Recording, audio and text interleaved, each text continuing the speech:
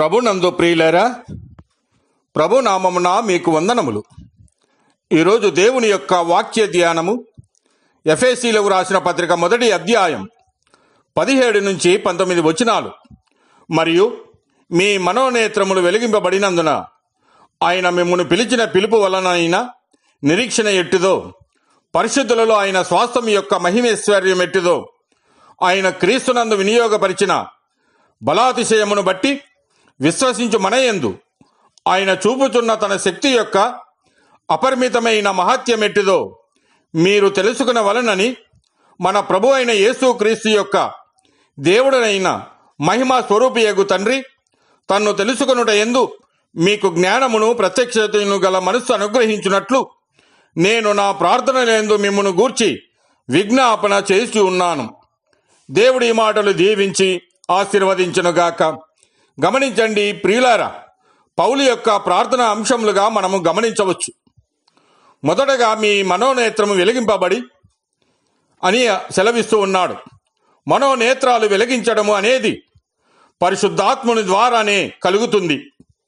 ఆయనే జ్ఞానము గల ఆత్మ మరియు బయలుపరచు ఆత్మ.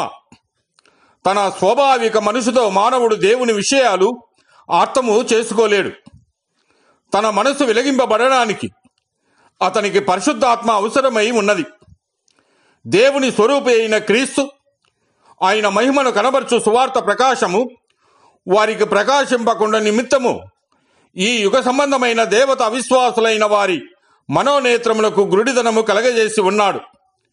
కనుకనే సిలువను గూర్చిన వార్త వారికి వెర్రితనముగా ఉన్నది. వారు ప్రభువును ఎప్పుడు విశ్వసించుదురో అప్పుడే వారి మనోనేత్రములు వెలిగింపబడును. వీరి మనోనేత్రమును వెలిగించిన వారు మన ప్రియ ప్రభువే. అందువల్ల వారు దేవుని పిలుపును తెలుసుకునవలనని పౌలు ప్రార్థిస్తూ ఉన్నాడు. వారు దేవుని పిలుపును తెలుసుకోవాలంటే మొదటగా వారు దేవుని గురించి తెలుసుకోవాలి. దేవుని తెలుసుకోవడమే నిజముగా అత్యున్నతమైనటువంటి జ్ఞానము. విశ్వాసి దేవుని జ్ఞానములో పెరగాలి. దేవుని వ్యక్తిగతంగా తెలుసుకోవడమే రక్షణ.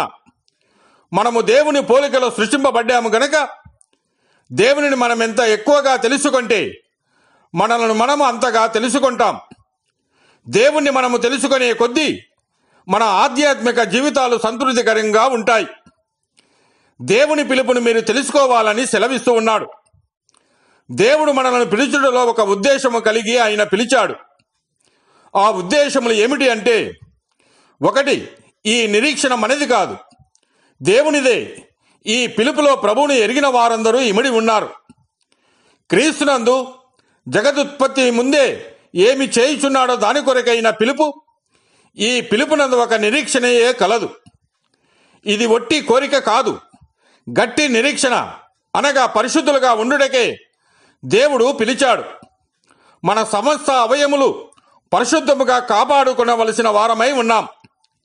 2 పేతురు రాసిన 1వ పత్రిక 2వ అధ్యాయము 9వ వచనం గమనిస్తే, ఆయన గుణాతిశయములను ప్రచురము చేయుటకును ఆయన పిలిచాడు. ఆయన గుణాతిశయములు వివిధములుగా ప్రచురము చేయవలేను. 1 మన జీవితము ద్వారాను, 2 ఆయన కొరకు సాక్ష్యం ఇచ్చుట ద్వారాను. అలాగునే 3వది ఆశీర్వాదమునకు వారసులగుటకు ఆయన పిలిచెను. కనుక కీడుకు ప్రతి కీడు అయినను దూషణకు ప్రతి దూషణను చేయక దీవించుడని సెలవిస్తూ ఉన్నాడు. 4 తన కుమారుని సహవాసమునకు పిలిచెను. కావున కుమారునితో సహవాసము చేసిన ఎడల ఆయన రూపంలోనికి మార్చబడుదుము. అలాగునే 5 నిత్య మహిమకు మనలను ఆయన పిలిచెను.